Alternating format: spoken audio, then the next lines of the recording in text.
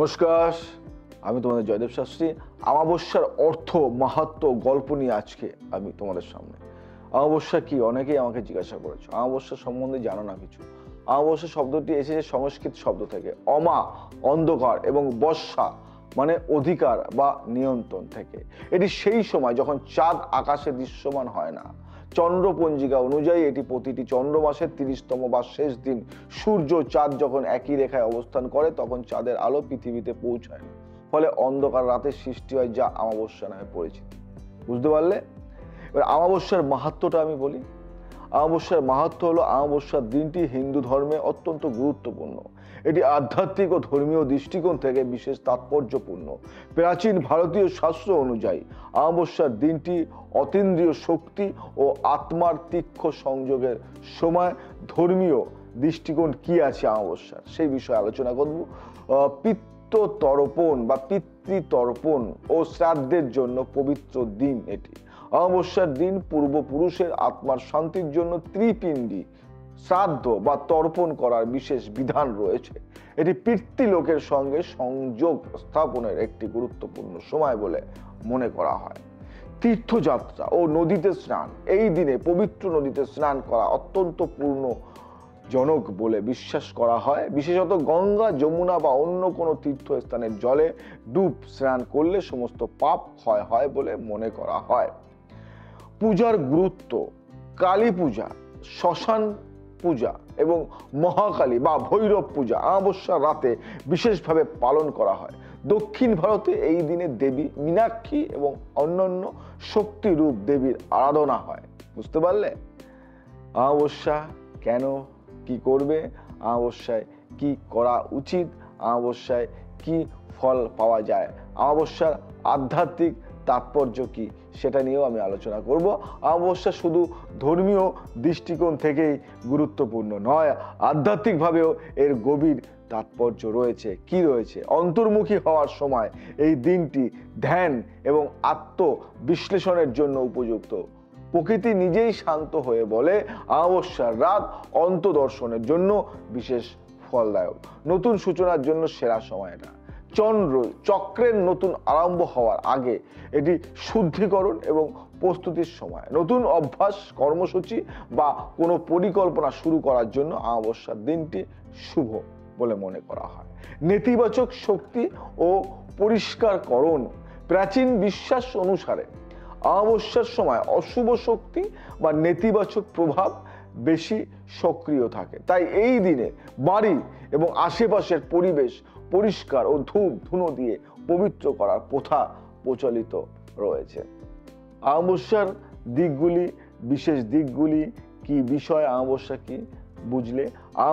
অমাবস্যার পেছনের গল্পগুলি বলবো, পৌরাণিক গল্প বলবো, এটা শুনে থাকো। প্রাচীন পৌরাণিক কাহিনী অনুযায়ী একবার চন্দ্রদেব ব্রহ্মার অভিশাপে রোগাক্রান্ত হন এবং তার শরীর ধীরে ধীরে ক্ষীণ হতে থাকে। সময় তিনি শিবের উপাসনা শুরু করেন। তার পূজা এবং তপস্যায় সন্তুষ্ট হয়ে মহাদেব তাকে অভিশাপ মুক্ত করেন। চন্দ্র তখন থেকে পূর্ণিমা ও অমাবস্যার মধ্য দিয়ে বেড়ে ও ক্ষীণ হয়ে নিজেকে পুনর্জীবিত করতে থাকেন।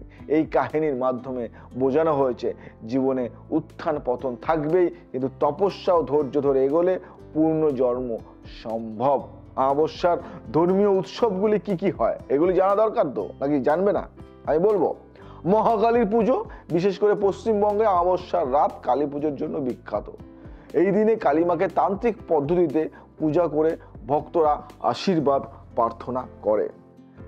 এবং দর্শ অমাবস্যা, কৃষকেরা জমি চাষ শুরু করার আগে এই দিন ভূমি পুজো করে। বুঝতে পারলে?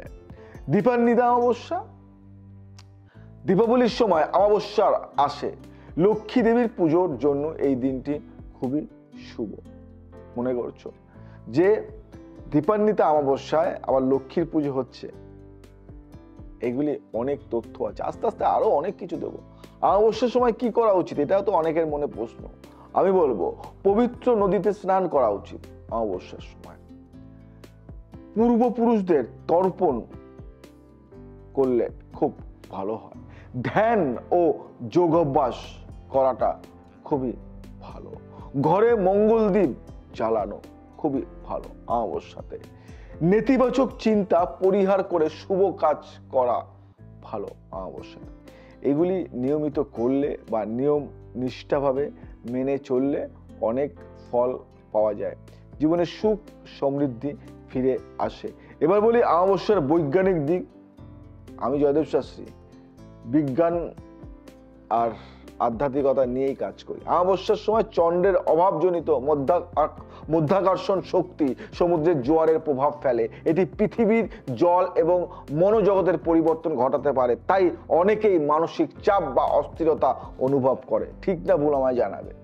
অমাবস্যা শুধুমাত্র একটি জ্যোতির্বিজ্ঞানীয় ঘটনা নয়, এটি মানুষের জীবন চক্র, ধর্মীয় বিশ্বাস এবং আধ্যাত্মিকতার গভীর প্রতিফলন।